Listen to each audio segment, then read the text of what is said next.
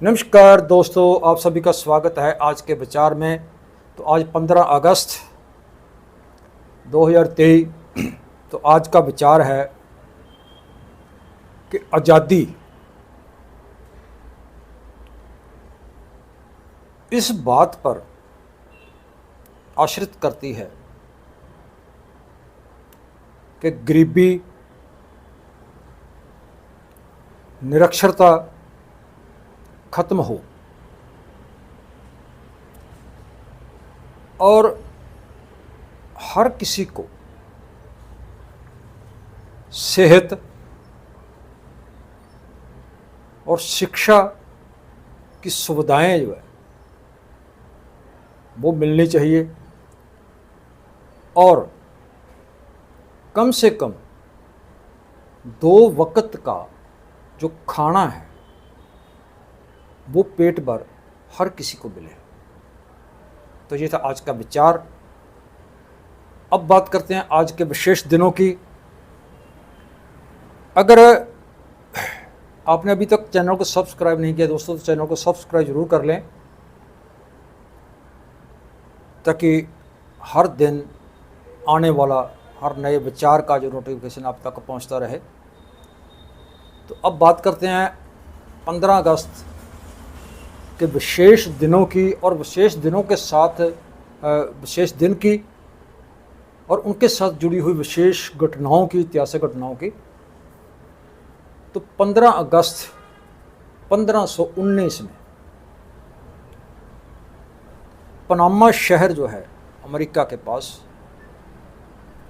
उसका निर्माण किया गया। पनामा शहर जो था वो होंद में आया। 15 अगस्त 1769 को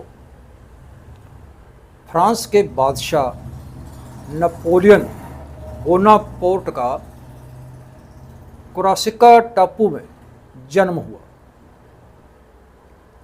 और 15 अगस्त 1859 को ईस्ट इंडिया जो कंपनी ने कलकत्ते से लेकर से हुगली तक पहली रेलगाड़ी चलाई और 15 अगस्त 1872 को तो आज़ादी संग्रामी अरबिंदो घोष का जन्म हुआ। 15 अगस्त 1947 में देश के पहले प्रधानमंत्री पंडित जवाहरलाल नेहरू बने। 15 अगस्त 1947 में शहीद भगत सिंह के चाचा सरदार अजीत सिंह का डलहौजी में, जो हिमाचल प्रदेश में है, वहाँ उनका देहांत हुआ। 15 अगस्त 1955 गोवा की आज़ादी के मार्च में साम्राज्यवादी पुर्तगालियों की गोलियों के साथ करनैल सिंह ईसरू समेत कई क्रांतिकारी शहीद और जख्मी हुए। 15 अगस्त 1969 में क्रांतिकारी गदरी बाबा हरि सिंह उस्मान का देहांत हुआ। 15 अगस्त 1972 को पत्र व्यवहार, जो चिट्ठी व्यवहार है, तो पत्र व्यवहार करते समय जो पिन कोड है जो लिखना जरूरी होता है डाकखाने का, उसकी शुरुआत हुई। और 15 अगस्त 1974 को शेख मुजीब रहमान की हत्या की गई और 15 अगस्त 1995 में भारत में इंटरनेट की शुरुआत हुई।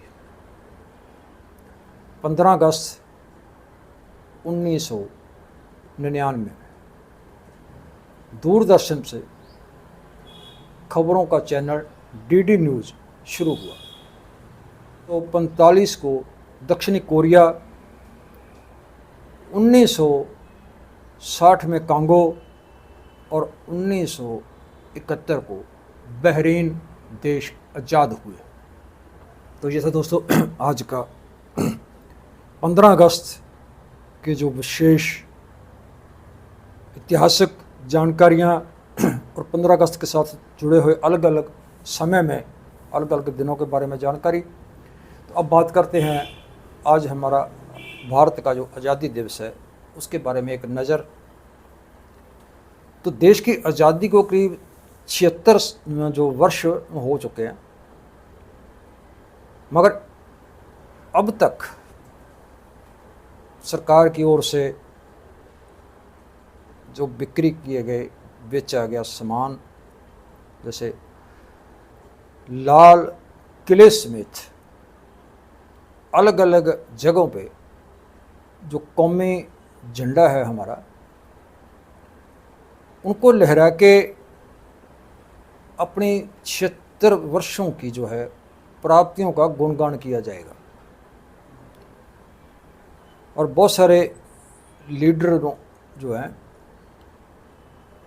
और उनको स्वतंत्र और गणतंत्र दिवस के अंतर का भी बहुता पता नहीं है, मालूम नहीं है। देश की आज़ादी के पहले शहीद महाराज सिंह रब्बों जो था, लुधियाना का था, 1857 का गदर नामदारी लहर जो ये पंजाब में चली थी, गदर लहर, बब्बर अकाली लहर, आज़ाद हिंद फौज, शहीद करतार सिंह सराभा, शहीद बाक़ी सिंह, शहीद उधम सिंह और भी सैकड़ों बहुत सारे देशभक्तों की जो कुर्बानियों के कारण, उनके संघर्ष के कारण इस देश को आज़ाद, अंग्रेज़ों को ये देश आज़ाद करना पड़ा।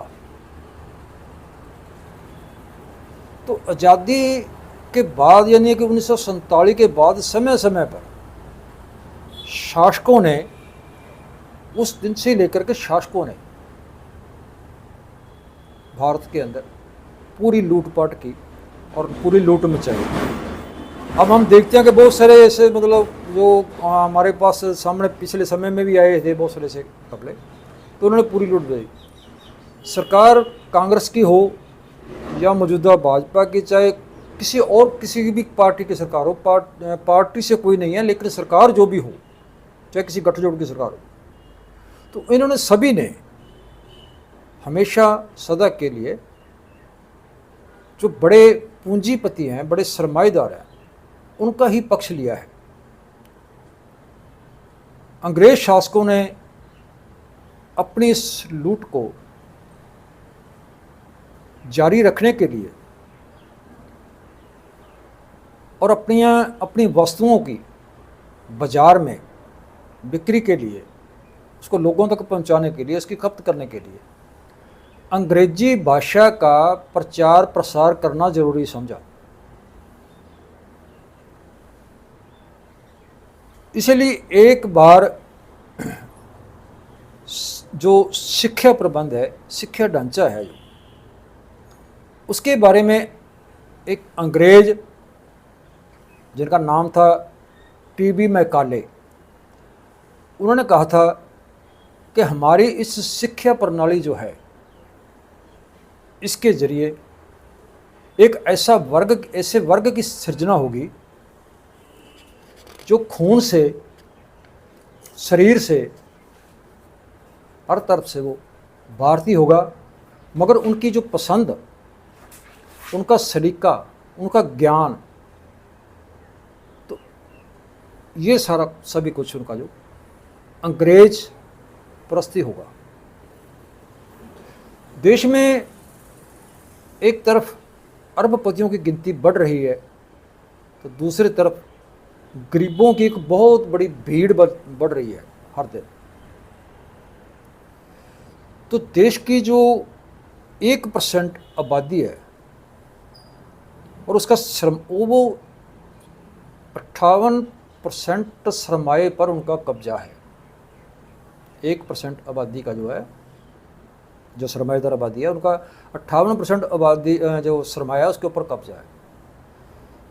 तो ऊपरली जो 10% आबादी है उसके पास 80% से भी ज़्यादा जो है सरमाया है। तो अब बात करें गोदामों में, एक तरफ अनाज जो है गोदामों में पड़ा सड़ रहा है, गल रहा है, तो दूसरी तरफ हर रोज़ाना हर दिन 5000 से भी ज़्यादा बच्चे कुपोषण जैसी बीमारियों के साथ मर रहे हैं। कुपोषण के कारण, बहुत सारी गंभीर बीमारियों के कारण वो मर रहे हैं।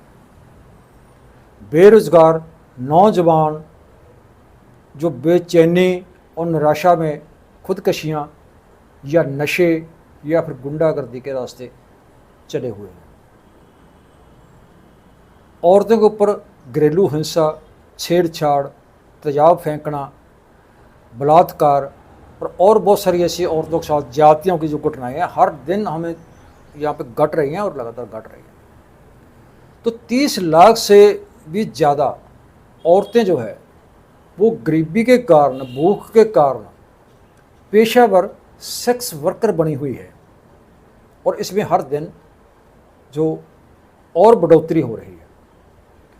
तो हर दिन 90 से ज़्यादा जो औरतें हैं वो दहेज की बलि चढ़ जाती हैं। दहेज के कारण उनको मार दिया जाता है। और इतनी ही औरतों के साथ हर दिन हर रोज़ जबर, बलात्कार की घटनाएं जो ये शिकार होती हैं, किया जाता है उनके साथ। तो भारतीय संविधान की 395 और 295 जो धाराएं हैं, वो जो बरतानवी शासक थे और उनके 1935 के उसे गवर्नमेंट ऑफ इंडिया एक्ट में से ही ली गई हैं ये धाराएं अब भी। तो जिसको उस समय कांग्रेस, जो उस समय कांग्रेस थी जो आज़ादी की लड़ाई लड़ी, तो उसको इन धाराओं को वो गुलामी का चार्टर कहती थी। लेकिन आज़ादी के बाद भी ये धाराएं जो थी जैसी की तैसी थी, उसी तरह की वो जो की त्यों वो थो, इसमें वो ले गई। तो अब जो संविधान सभा में, आज़ादी के बाद संविधान सभा में जो मेंबर चुने गए, पार्लियामेंट मेंबर चुने गए, उनमें से ज़्यादातर वही जगीरदार, रियासतों के राजा या वो नवाब, वो गिनती उनकी ही उस समय में थी, तो आज भी है। तो 1947 के जो बंटवारे का सबसे ज़्यादा दर्द, सबसे ज़्यादा पीड़ा और सबसे ज़्यादा नुकसान जो हुआ था वो पंजाब का हुआ था, क्योंकि पंजाब का जो बंटवारा था वो 2 हिस्सों में हो गया, आधा पाकिस्तान में चला गया, आधा भारत में चला गया, और ये दर्द आज भी बरकरार है। तो इस बंटवारे के बाद भी आज़ाद भारत में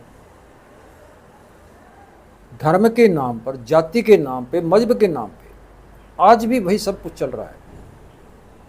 जैसे दिल्ली 1984 में वहाँ का कत्लेआम, बाबरी मस्जिद 1992, गुजरात 2002, मुजफ्फरनगर 2013, और अब जैसे मणिपुर जैसी घटनाएं घट रही हैं। इसके बाद स्वस्थ भारत स्वस्थ अभियान के तहत देश की आधी आबादी को आज भी ना शुद्ध हवा है, ना शुद्ध पानी है, और प्रदूषण की शिकार है।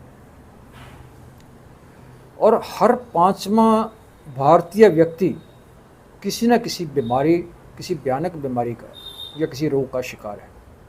और रोजाना 5000 बच्चे जो है मलेरिया, नमोनिया, दस्त आदि बीमारियों से वो मर रहे हैं।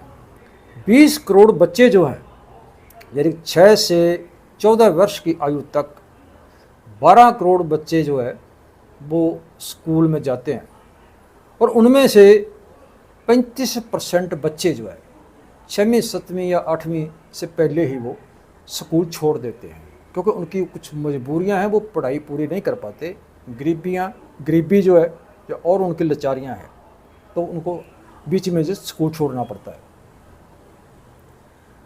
तो खेती बाड़ी जो है भारत का सबसे बड़ा जो खेती बाड़ी प्रधान देश है, लेकिन खेती बाड़ी भी जो घाटे का सौदा बन रही है, अब घाटे का धंधा बन रही है, इसमें भी घाटा है, और इस घाटे के कारण हर रोज़ किसानों की खुदकशियों की गिनती भी बढ़ती जा रही है। तो यहाँ जात मजहबों के नाम पे भी लड़ाई झगड़े फसाद जो है वो बढ़ रहे हैं। तो अब सवाल ये होता है कि क्या ये आज़ादी के बाद क्या ये तरक्की है हमारे देश की? और अगर राज की बात करें, राजसत्ता की बात करें, तो हमारे देश की राजसत्ता जो है वो भी बड़े बड़े सरमाएदार, बड़े बड़े पूंजियों के हाथ में है। तो ये जो हम MP MLA विधायक जो चुनते हैं, जैसे सरकार को चुनते हैं, तो उसके आगे जो IAS IPS के जरिए जो देश का प्रबंध है, तो वो सरमाएदार वो लॉबी ही चला रही है, वो पूंजीपति लॉबी, वो लॉबी ही चला रही है। तो क्या ये जो हमारे देशभक्त शहीद भगत सिंह, करतार सिंह सराभा, शफाकुल्ला खां, सुभाष चंद्र बोस, या वो गदरी बाबे, जितने भी क्रांतिकारी शहीद हुए हैं, और उनका जो सपना था, जो भारत का सपना था, बराबरता वाला सपना था, क्या वो पूरा हुआ है? लेकिन इन सब को देखते हुए इसका उत्तर जो होगा वो ना में होगा। तो शहीदों के सपनों का जो देश, जो भारत है, वो तब बनेगा जब एक मनुष्य के हाथ से दूसरे मनुष्य की लूट बंद होगी, खत्म होगी। हर किसी को मुढ़ली जो ज़रूरतें हैं वो उनकी पूरी होंगी। हर किसी को रोटी, कपड़ा, मकान, सेहत, शिक्षा, उसकी ये सभी ज़रूरतें उसको निर्विघ्न सबको बराबर मिलेंगी, और ये हमारे लड़ाई झगड़े बंद होंगे, तभी ये देश में सही मायने में आज़ादी होगी। तो ये था आज का विचार। कैसा लगा? अच्छा लगा दोस्तों तो ज़्यादा से ज़्यादा इसको लाइक शेयर करना, कमेंट करके अपने विचार देना, और चैनल को सब्सक्राइब जरूर कर लेना। कल मिलते हैं एक और नए विचार के साथ।